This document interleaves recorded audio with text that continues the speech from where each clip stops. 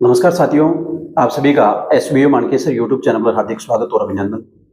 हमने पिछली कक्षा में मौर्य वंश के बारे में पढ़ा था और मौर्य वंश में हमने देखा कि किस प्रकार पृष्ठभूमि तैयार की थी कि किस प्रकार मौर्य वंश की स्थापना हुई और मौर्य वंश की स्थापना में चंद्रगुप्त मौर्य ने किस प्रकार विष्णुगुप्त चाणक्य की सहायता ली और विष्णुगुप्त चाणक्य ने किस प्रकार चंद्रगुप्त मौर्य को तैयार किया, उसके बारे में हमने देखा।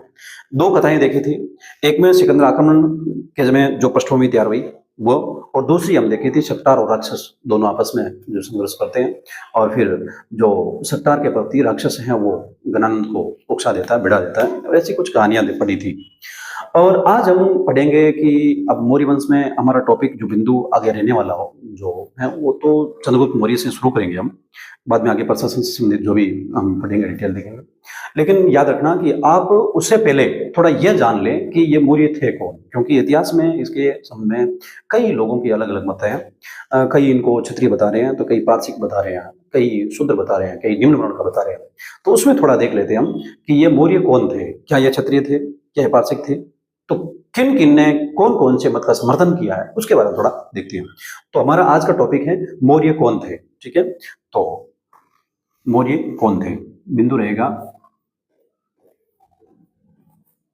मौर्य कौन थे। ठीक है, ये हमारा बिंदु है आज का। ठीक है, याद रखना ये चीज। अब देखें आप मौर्य कौन थे, तो पहला हम यही लेते हैं छोटा सा तो जो कथन है कि स्पुनर मौर्य ने कहा है कि ये पारसिक थे। ठीक है ना, यदि कोई मत का पूछ ही ले आपके समर्थक का तो थोड़ा ये ध्यान रखना। तो पहला हम बिंदु लेते हैं यह स्पुनर मौर्य के अनुसार या पारसिक, मौर्य पारसिक थे क्या, मौर्य पारसिक थे।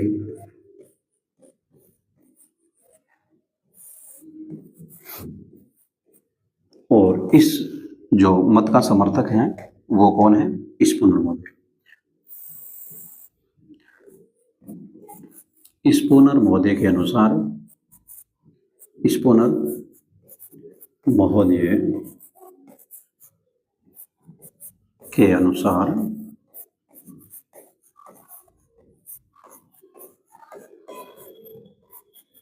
मौर्य पारसिक थे।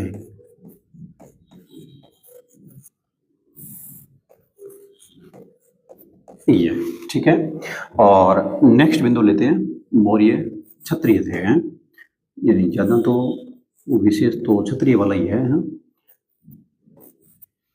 अब देखिए मौर्य क्षत्रिय थे।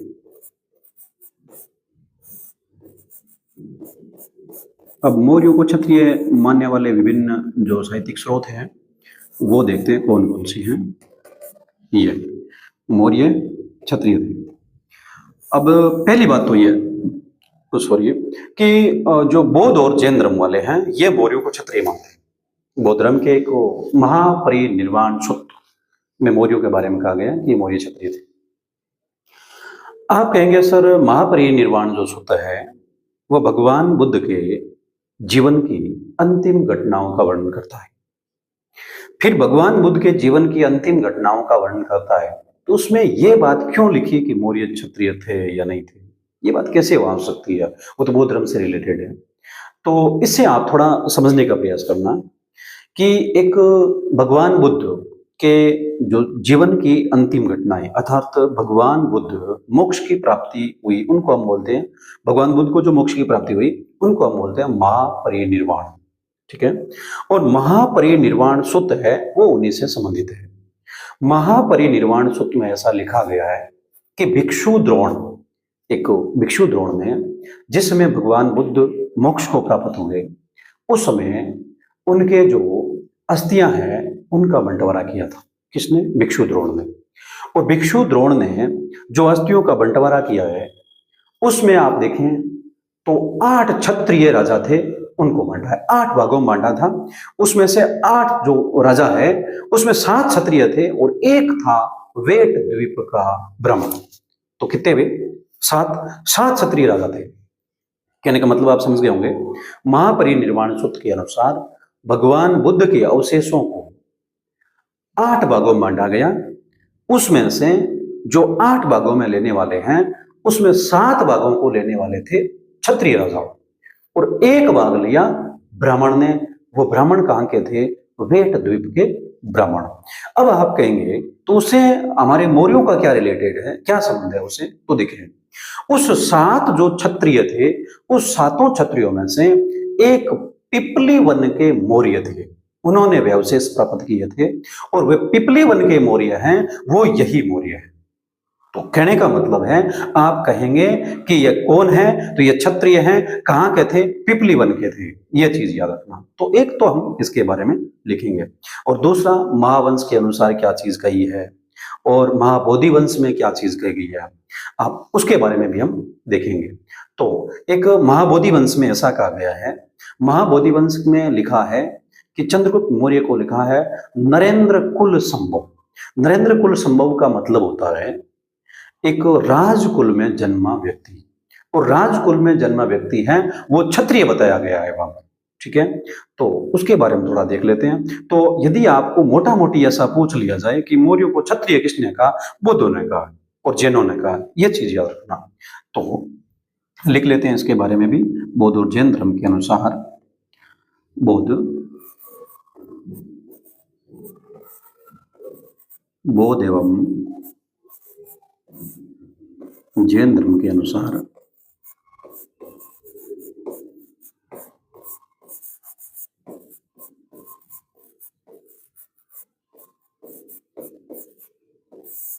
मौर्य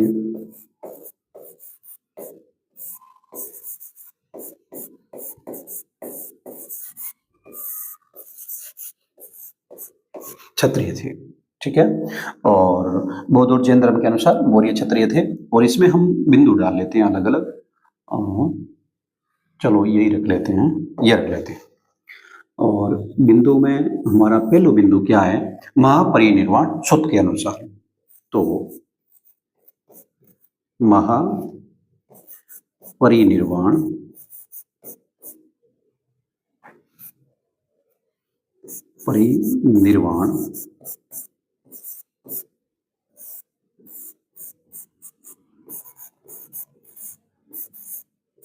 सूत्र के अनुसार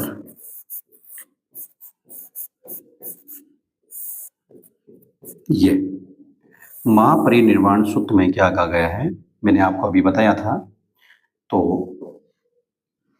इसमें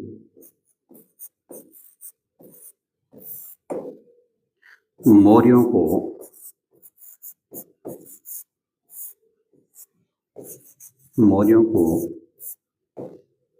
पिपली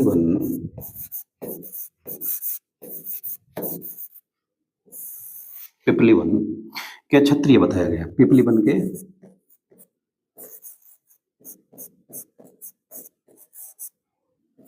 क्षत्रिय बताया गया है, जिन्होंने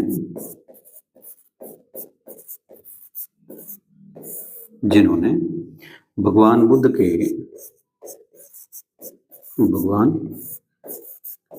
के अवशेष प्राप्त किए। अवशेष प्राप्त किए। ये और थोड़ा इसमें जो आगे लिख लेते हैं कि मैंने आपको अभी बताया था कि भिक्षु द्रोण ने 8 भागों में इसको बांटा है। उसमें से 7 क्षत्रिय थे, उसमें 7 में से एक पिपली वन के मौर्य थे। वो लिख लेते हैं ताकि थोड़ा आपके पढ़ने के लिए और इसको याद रखने के लिए आसान रह जाए। नोट महापरिनिर्वाण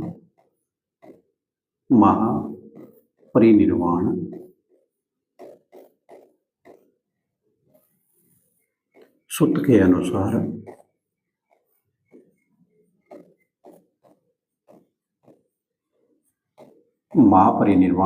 अनुसार भिक्षु द्रोण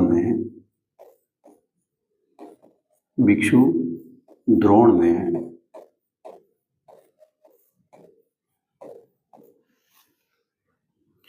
भगवान बुद्ध के भगवान बुद्ध के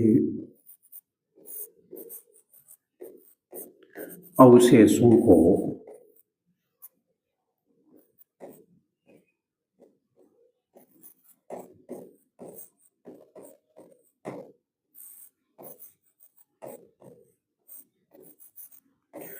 आठ भागों में बांटा, 8 भागों में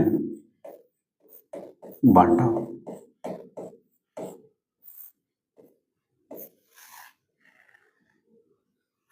इसमें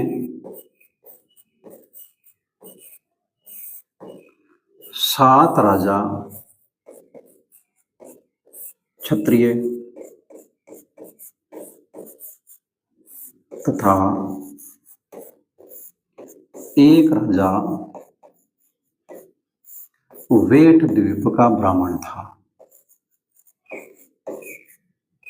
वेट द्वीप का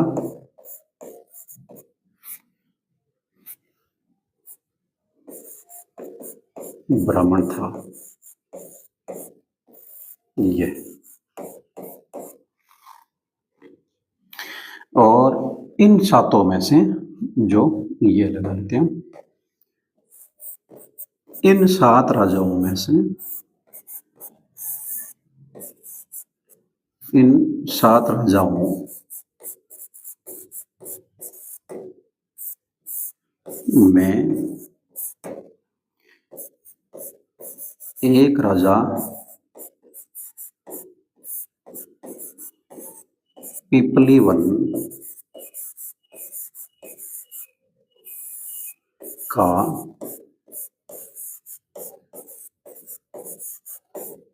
मौर्य था। ठीक है, आपको अच्छी तरह समझ में आ गई होगी कि अब आप कहेंगे पिपलीवन का मौर्य क्षत्रिय कैसे हुआ, तो मैंने आपको बता दिया 7 राजा जो क्षत्रिय थे लेने वाले। ठीक है, ये हो गया। और नेक्स्ट हम इसके बाद में आगे देखें। अब तो ये क्षत्रिय होने का हमने एक आधार रखा है, मौर्यों को क्षत्रिय होने का आधार रखा है। दूसरा एक और रख लेते हैं इसी के अंदर जो हमने पॉइंट डाला था अभी, ये मौर्य क्षत्रिय थे हैं। और ये उसमें कौन सा डाला, महापरिनिर्वाण सूत्र के अनुसार, तो इसी से डाल देते हैं। जो ये दूसरा बिंदु है महापरिनिर्वाण सूत्र के बाद में, महापरिनिर्वाण सूत्र के बाद में आप देखें तो इसमें महावंश आएगा। क्या आएगा? महावंश। आपने सुना होगा दीपवंश, महावंश, वही महावंश। महावंश के अनुसार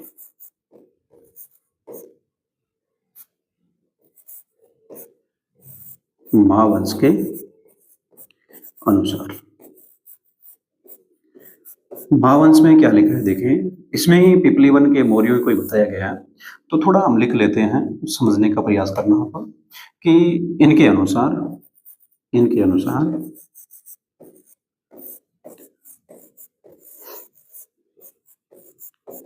विड्डूब आक्रमण के समय, इनके अनुसार विड्डूब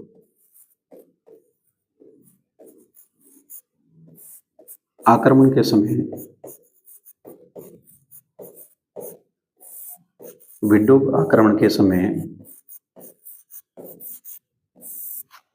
जो हिमालय के कुछ जैसे मान लीजिए शाक्य है, हिमालय के शाक्य है, ये लोग पिपलीवन क्षेत्र की ओर चले गए थे।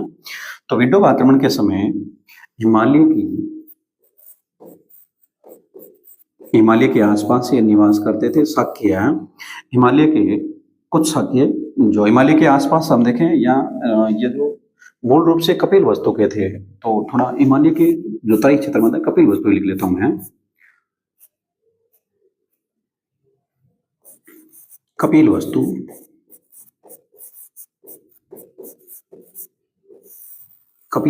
के कुछ शाक्य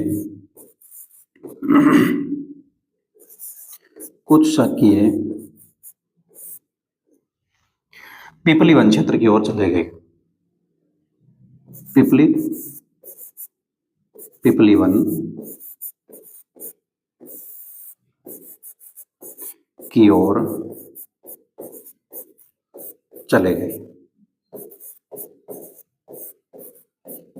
अब ये शाक्य गए थे, चूंकि वहां क्या चीज है, चूंकि वहां पर ये लोग क्योंकि वहां यानी मोर पक्षी को पाला करते थे, मोर को, इसी कारण ये मौर्य कहलाई। क्योंकि वहां इनका मोर पक्षी मोर पक्षी मोर पक्षी प्रसिद्ध होने के कारण प्रसिद्ध होने के कारण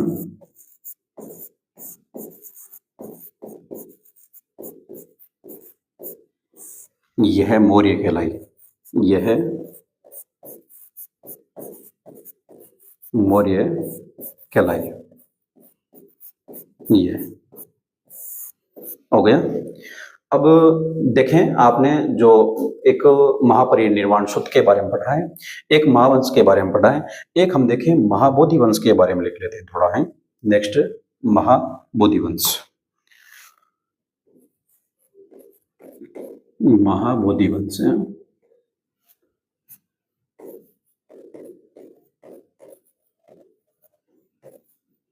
महाबोधि वंश के अनुसार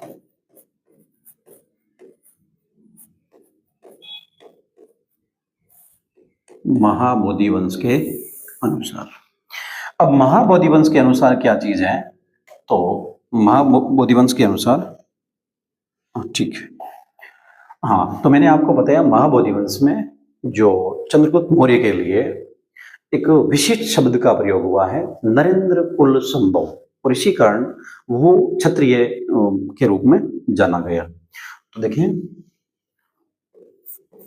इसमें चंद्रगुप्त मौर्य के लिए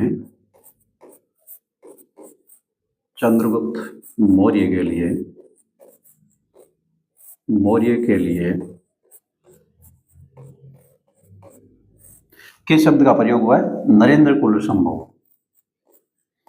नरेंद्र कुल संभव, यह राजकुल से संबंधित।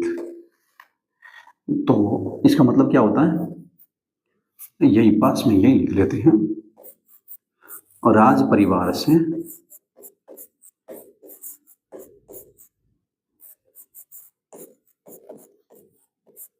संबंधित।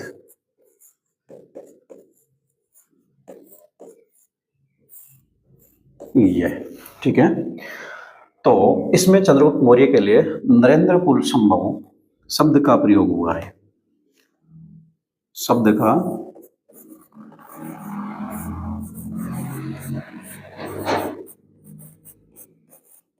प्रयोग हुआ है, नरेंद्र कुल शब्द का प्रयोग हुआ है, और इसी कारण इसको जो क्षत्रिय कहा गया है, तथा इन्हें क्षत्रिय कहा गया है। यानी शब्द का प्रयोग हुआ है तथा इन्हें क्षत्रिय कहा गया है। यह बात ही आप याद रखना। दूसरी एक बात और देखें तो ये आप देखें, दिव्यावदान में भी क्या चीज है? मौर्यों को जो हम देखें क्षत्रिय बोला गया। दिव्यावदान में जो दिव्यावदान है, दीपवंश है, महावंश है, ये सब बौद्ध धर्म के ग्रंथ हैं। तो उसमें दिव्यावदान में भी इनको चंद्रगुप्त मौर्य को क्षत्रिय बताया गया। तो दिव्यावदान का लिख लेते हैं। दिव्यावदान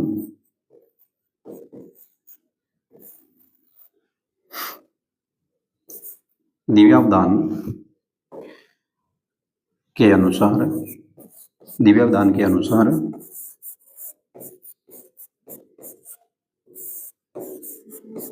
मौर्य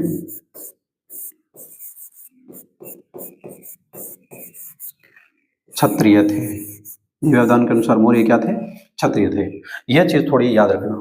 तो और आप देखें तो एक और है जो इसमें महावंश में ही लिखा हुआ है, जो अन्य एक घटना है, और नोट लगा के थोड़ा उसको भी हम छोड़ेंगे नहीं, लिखेंगे उसको भी नोट।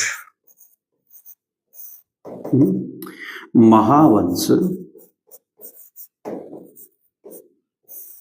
महावंश के अनुसार, महावंश में ऐसा कहा गया है, महावंश के अनुसार सकल जम्बू द्वीप का एक कोई शासक है, यही यूज कर लेते हैं, ये ठीक रहेगा। सकल जम्बू द्वीप, सकल जम्बू द्वीप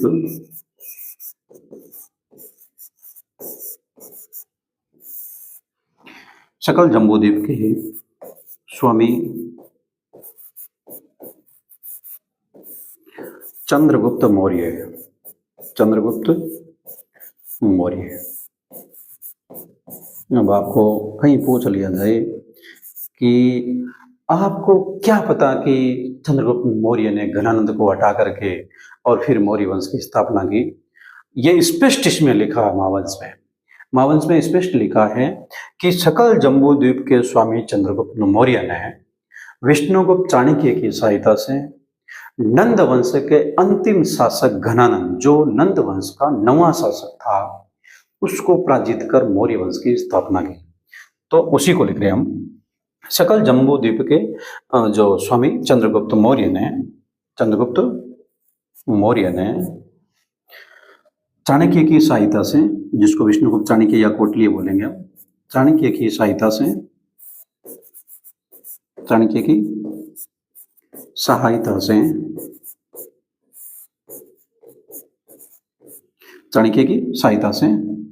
नंद वंश के 9वें शासक, अब वो अंतिम ही होगा, 9वां शासक,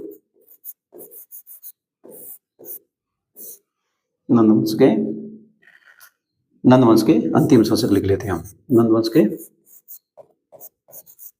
अंतिम शासक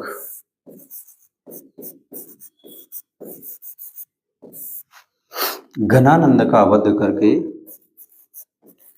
घनानंद, और साहित्यों के अनुसार या जो हमें जो जानकारी मिली है उनके अनुसार देखें तो घनानंद एक नाई था, वो भी हमें उल्लेख मिलता है। तो अंतिम शासक घनानंद का वध करके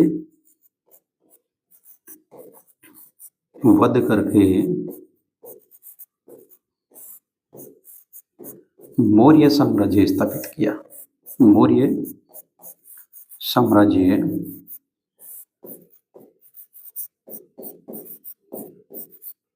स्थापित किया। याद रखना, महावंश के अंदर जो बात ये लिखी गई है यह बौद्ध धर्म का है। अब जैन धर्म का एक ग्रंथ है परिशिष्ट पर्वन, उसमें यह बात पूरी पुष्टि हो रही है, यानी यह बात उसी में भी लिखी हुई है। तो लिख लेते हैं नेक्स्ट, जो महावंश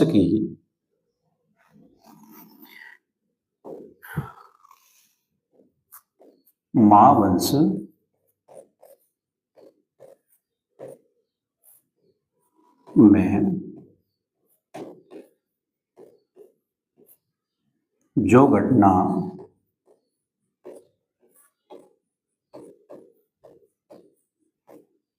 मौर्य वंश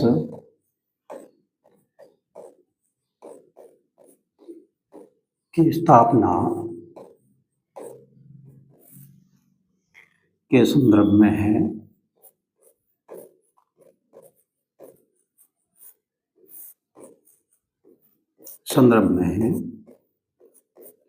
इस बात की पुष्टि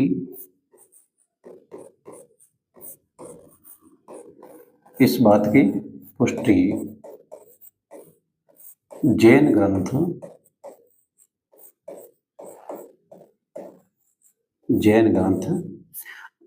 नेक्स्ट आगे यही लिख लेता हूं मैं, आपके परिशिष्ट पर्वन का नाम है जैन ग्रंथ परिशिष्ट पर्वन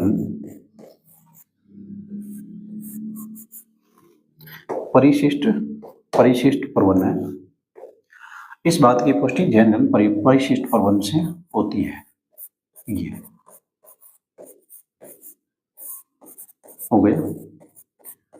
अब थोड़ा सा मौर्यों के बारे में जो ग्रुनवेडेल मौर्य ने कहा था उसको थोड़ा नोट लगाकर लिख लेते हैं। इतिहासकार, वैसे हालांकि अभी तक हमारे कई इतिहासकारों ने मौर्यों को शूद्र बताया है, कई इतिहासकारों ने, जैसे विशाखा दत्त की जो मुद्रा राक्षस है उसमें उनको निम्न कुल वंश से संबंधित बताया गया, तो वो हम आगे देखेंगे। पहले थोड़ा ग्रुनवेडेल मोदी के बारे में देखते हैं। इतिहासकार ग्रुनवेडेल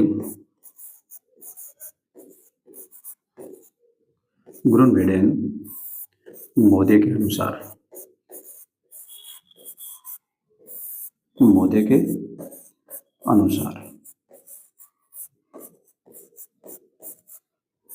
ये अब क्या कह दिया ग्रुनमोडेन जो क्या बोला है। अब ग्रुनमोडेन वो जो वोदे हैं, उन्होंने मौर्यों का जो राजकीय चिन्ह, इन्हें बोला कि मौर्यों का राजकीय चिन्ह है, जो राजकीय चिन्ह वो मोर ही था।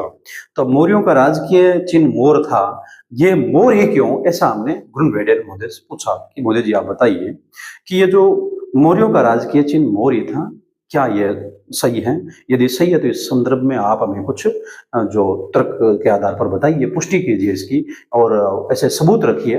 तो इन्होंने 3 सबूत रखे हैं, और 3 सबूत में देखिए आपने नाम सुना होगा लोरिया नंदनगढ़।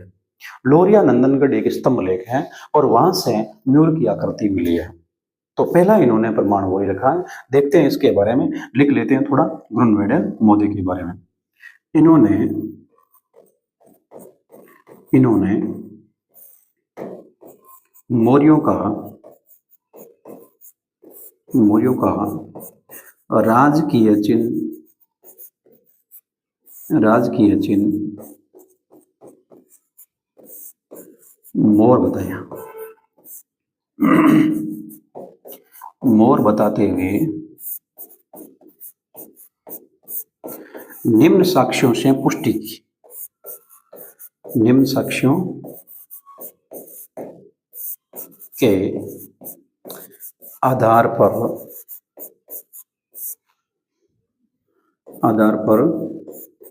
पुष्टि की। क्या क्या आधार दिए हैं वो थोड़ा हम लिखते हैं, तो इसमें यही रख लेते हैं। पहला है लोरिया नंदनगढ़।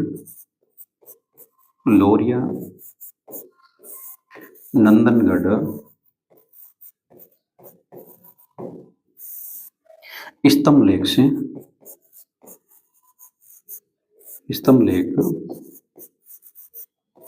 पर मयूर की आकृति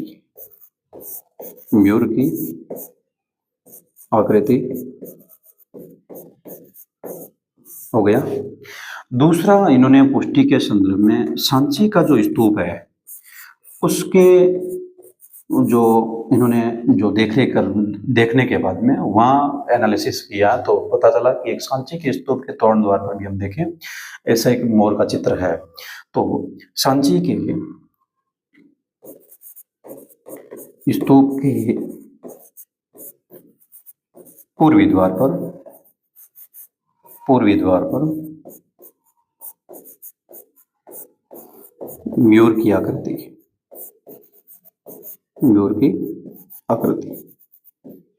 वहां और मिल गई। भाई सांची का स्तूप उसमें हो सकता है बहुत महत्वपूर्ण रहा होगा, तो राजकीय चिन्ह वहां उत्कीर्ण किया होगा। और नेक्स्ट 3 नंबर देखते हैं कि प्रथम दीर्घ शिलालेख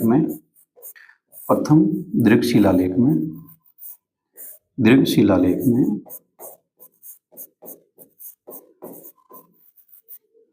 आपने सुना होगा कि मयूर है उसकी जो हत्या करना, उसके संबंध में जो प्रतिबंध लगाया गया था। तो शिलालेख में मयूर वध पर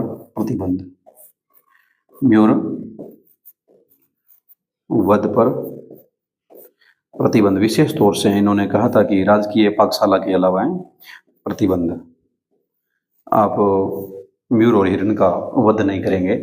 तो आपने देखा होगा मयूर का वहां भी नाम आया। तो दूसरे पक्षी तो और होते हैं, बहुत सारे होते हैं, दूसरे का नाम भी ले लेते हैं। तो यहाँ देखें आप जो ये प्रथम दीर्घ शिलालेख का नाम सुनते ही आपके दिमाग में आया होगा कि अशोक के मौर्य शासक अशोक हैं, उनके शिलालेख थे। उन शिलालेखों को हमने 2 भागों में बांटा, उनके अभिलेखों को 3 भागों में बांटा। अभिलेखों में एक शिलालेख, एक स्तंभलेख, एक गुहालेख आता है। स्तंभलेख है उनको भी 2 भागों में और शिलालेख को भी 2 भागों में। शिलालेख 8 स्थानों से जो बड़े स्तर पर मिले हैं, जिनमें 14-14 लाइनें हैं, उनको हम चतुर्दश शिलालेख या दीर्घ शिलालेख बोलते हैं।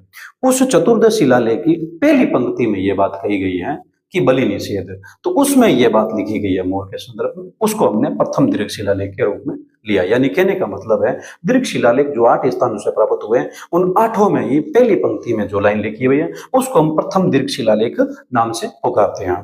तो हमने आज देखें क्या क्या पढ़ा है। ये मौर्य कौन थे? तो मौर्य पारसिक थे। स्पन महोदय ने ऐसा कहा है कि मौर्य पारसिक थे। मौर्य क्षत्रिय थे, तो बौद्ध और जैन ग्रंथ इनको क्षत्रिय बता रहे हैं, जिनमें मैंने महापरिनिर्वाण सूत्र का एक उदाहरण रखा है। और साथ ही हम देखें इसके बाद में, और महापरिनिर्वाण सूत्र के अलावा हम देखें तो महावंश में भी ऐसा कुछ लिखा है कि क्षत्रिय थे। और नेक्स्ट इसके बाद में महाबोधिवंश में भी यह क्षत्रिय होने की पुष्टि हो रही है। और महावंश में मैंने आपको बताया दिव्यावधान के अंदर भी लिखा है। महावंश के अंदर जो पुष्टि हुई है उसकी पुष्टि जो लिखा है उसकी पुष्टि जो हम देखें परिशिष्ट प्रबंध जो जैन ग्रंथ है उससे हुई है। नेक्स्ट गुरुवेडल महोदय के बारे में थोड़ा लिख लिया कि राजकीय चिन्ह है मोर था, ऐसा कुछ बताया मैंने, बीच में थोड़ा बता दिया आपको। अब नेक्स्ट हम आगे देखें, इसके बाद में आगे जो हमने ये लिया है, देखिए अभी ये मौर्य क्षत्रिय थे, ये दूसरा पॉइंट लिया ना। तो आगे हमारा जो आगे वाली क्लास में जो ये तीसरा पॉइंट होगा मौर्य। तो मौर्य कौन थे? शूद्र थे। ये मौर्य शूद्र थे। अब ये मौर्य शूद्र थे, इनके बारे में हम आगे वाली क्लास में लेंगे कि किस प्रकार मौर्यों के शूद्र होने का उल्लेख मिलता है। और उसके बाद में चौथा बिंदु लेंगे जिसमें मौर्यों को निम्न वर्ण का मानेंगे। ठीक है, तो इसी प्रकार साथियों आप हमारे साथ जुड़े रहे, बराबर लगातार आप क्लास देखते रहे। हम मौर्य वंश है वो पूरा कंप्लीट करेंगे धीरे धीरे। इसी प्रकार इतिहास की समस्त घटनाओं का जिक्र आपको एक ही प्लेटफॉर्म पर देखने को मिलेगा। तो आपका स्नेह और विश्वास सदैव यूं ही बना रहे। धन्यवाद।